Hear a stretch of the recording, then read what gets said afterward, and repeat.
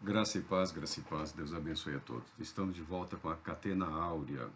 Estamos aqui no segundo capítulo, né? Recomeçando, fazendo uma revisão do Evangelho de Mateus, segundo os comentários apresentados aqui ou registrados no material do Tomás de Aquino. Os magos, ao chegarem na cidade de Jerusalém, foram direto ao palácio de Herodes, o rei da Judéia, perguntando dele onde estava o recém-nascido rei dos judeus, para que eles pudessem prestar as devidas homenagens. A Bíblia fala que essa notícia provocou em Herodes medo, receio, temor. Ele ficou irritado, perturbado, incomodado. Como Herodes convocou ali os principais sacerdotes, a Bíblia fala os príncipes dos sacerdotes. Príncipe é uma palavra que significa simplesmente principal. Os principais sacerdotes, os chefes, os líderes dos sacerdotes e também os escribas. Nessa organização havia em relação à administração pública e também, né, nas questões relacionadas principalmente ao templo, ao santuário, à preservação da lei, a interpretação e também a produção de material religioso, ou seja, cópias, né, dos livros da lei judaica. Herodes chama os melhores. E os melhores também temeram. Muito embora tenham dado a informação, segundo as Escrituras, de que o Messias nasceria na cidade de Belém, de Judá, o texto frisa a cidade de Belém, porque havia uma outra Belém, né? Essa de Judá anteriormente teria sido chamada Efratá. Algumas versões colocam Belém Efratá, por uma questão de referência histórica a um nome anterior daquela cidade. Todos temeram, e a Bíblia narra que essa notícia não vazou dos palácios, é óbvio, né? Essa notícia chegou às ruas de Jerusalém e toda a Jerusalém temeu. A Jerusalém, diante da notícia do nascimento do rei dos judeus, diante do nascimento do Messias, não se alegrou, não comemorou, não festejou. Porque o único pensamento que eles tinham era o receio de que Herodes, conhecido pela sua truculência, pela sua ira, num rompante de ira, causasse sofrimento para o povo, para a população, o que não era incomum naqueles dias, naqueles períodos. Tá? Não eram só os romanos que podiam ser extremamente cruéis. Não eram só os romanos. Os reis da terra, os governantes, os comuns, também podiam ser terrivelmente cruéis, porque eram tempos de intensa crueldade. Herodes até tentou. Tá? Ele procurou agradar os judeus no tocante às questões religiosas. Quando ele promoveu a reforma do templo, ele tomou todos os cuidados para que o templo não fosse de modo algum profanado. Ele providenciou treinamento para os levitas, para os sacerdotes, para que ninguém alheio ao ofício, ao ministério, no recinto, né, nos recintos sagrados, tudo era considerado sagrado, mas nas principais áreas internas do templo propriamente dito, ninguém adentrasse ali. Ele gastou muito, ele fez o que era possível naqueles dias, sendo ele um brilhante arquiteto. Não era só um monstro assassino de crianças, ele tinha lá os seus talentos. O ser humano é impressionante. E quando você pensa de arquitetura, você observará na história que os loucos são obcecados pela arquitetura. A obsessão por monumentos grandiosos, por grandiosidade. Mas Herodes, no caso aqui, ele mandou reformar o templo, ampliar, para acalmar os judeus e tentar ganhar o coração dos judeus, porque havia uma resistência muito grande em relação a ele, porque ele não era judeu, ele era idumeu, mesmo sendo versado nos costumes e nas práticas do judaísmo. Mas o que o texto aqui mostra, Agostinho fala disso, o que o texto mostra é o efeito contrário. Os estrangeiros, os idólatras, vindos de uma região distante, estavam lá para adorar, para prestar culto. Estavam alegres, estavam contentes.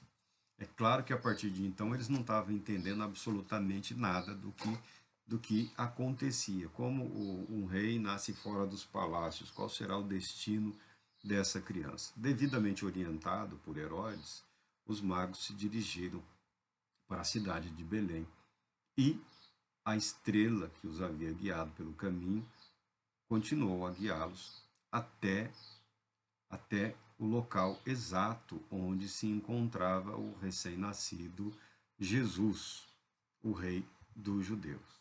Mas a questão do temor, Agostinho, né, chamado santo, fala o seguinte: como será seu tribunal? Ele está falando do tribunal de Cristo, do julgamento final. Podemos imaginar como será o tribunal de Cristo como juiz. Porque se o nascimento dele como uma criança fazia temer os reis soberbos, imagina quando esses soberbos e arrogantes tiverem que comparecer perante ele para prestarem contas dos seus feitos e dos seus atos.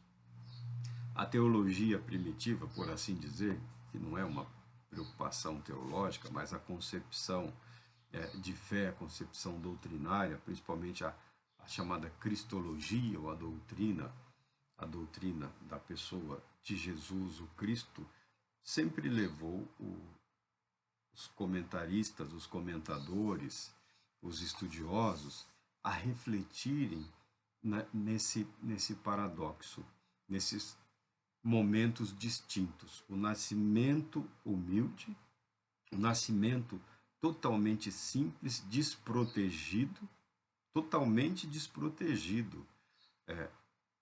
Uma criança que nasce ali com o pai, com a mão, mas já à mercê do ódio de poderosos.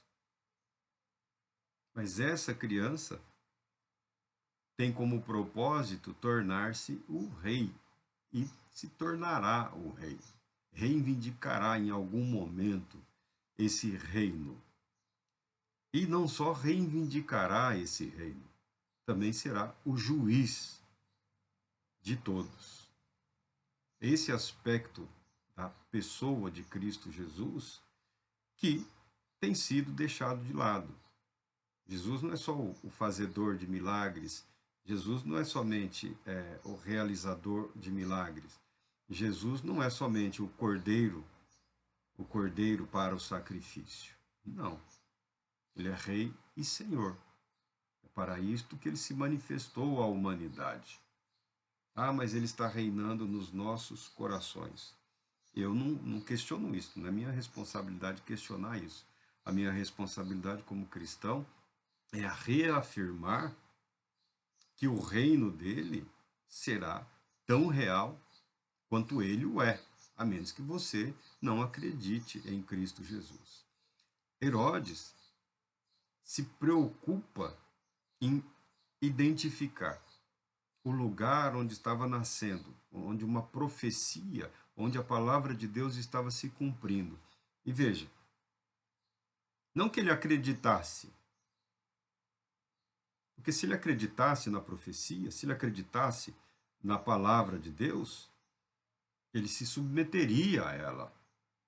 Herodes aqui também representa o próprio Lúcifer, o próprio Satanás, o próprio inimigo de Deus e da humanidade, que mesmo sabendo da verdade, busca de alguma forma frustrar o seu cumprimento e a sua realização. Os sacerdotes paralisados se colocam debaixo desse mesmo princípio, desse mesmo poder, dessa mesma autoridade maligna. Os escribas paralisados pelo medo, pelo temor, se colocam debaixo desse mesmo poder infernal. Jerusalém assustada e amedrontada, incapaz de louvar a Deus, de glorificar a Deus, de se alegrar pela notícia do nascimento daqueles que o redimiria do sofrimento e da dor. ainda que a concepção no tocante ao Messias, ao Cristo, poderia, naquele momento, não ser a mais adequada ou apropriada, mas havia uma expectativa. E como a profecia se cumpre, algo a ser estudado, debatido, e se está se cumprindo nos nossos dias, ou naqueles dias como era, a nossa percepção pode ser moldada de acordo com a realidade. Ah, então é isso. Eu pensei que seria de outra maneira, mas será assim agora? O medo não é amigo de ninguém. O medo não é conselheiro de ninguém. O medo leva as pessoas para debaixo da autoridade de Satanás. Assim viveu Herodes, assim os principais sacerdotes, assim os escribas e assim boa parte da cidade de Jerusalém. Tudo relacionado à palavra de Deus. Absolutamente tudo relacionado ao cumprimento de uma profecia por longos períodos aguardada. E no momento de aflição, muito mais intensamente buscada com a intenção de compreensão.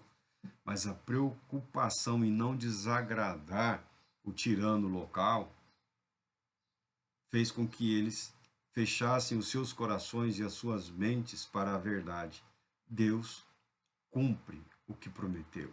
Deus é fiel.